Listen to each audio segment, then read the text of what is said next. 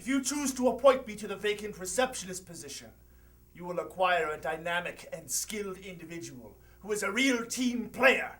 But do not worry, for I am also independent enough to work alone. Well, you're certainly very confident, Mr. Cathar. Why don't you tell me about a situation where you had to resolve a conflict? Let me acquaint you with the Omlar Wars of Gothmog 8. Okay. I was proconsul during the Gothmogian resistance. I was having a meeting with my viceroy, a perfectly normal strategy meeting, when he offended me by taking 3 steps towards the door before I had sat down. Such a grievous breach of protocol would lead to great indiscipline. Fortunately, I knew how to defuse the situation. I drew my rock nab and I buried it in his skull. An old management trick, to be sure, but... Mr. Cathar, I'm not quite certain where to begin. Now, I know what you're thinking. You're wondering why I did not merely wing him, leaving his missing Grubar as a reminder of the perils of crossing a Grulok warrior bunny. Well, it is because I am from the old school. What's a Grubar? You do not know a Grubar? Oh, I apologize. It is one of the tentacle-like appendages belonging to a Gothmogian. I see.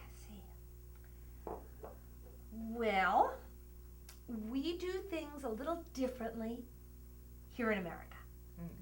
For example, for my own personal life, somehow my lunch always seems to be going missing from the refrigerator. And about 3 times last week, I saw one of my colleagues eating food I had prepared for myself.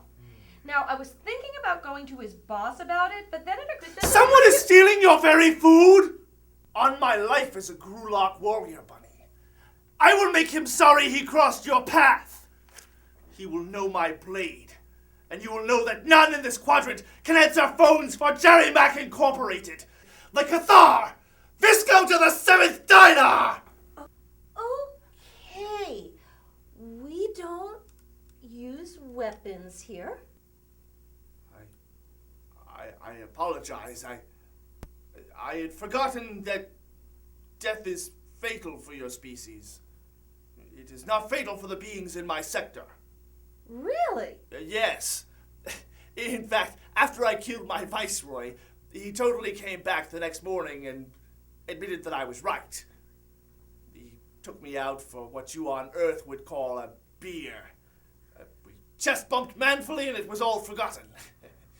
Wow! That is a fascinating cultural difference.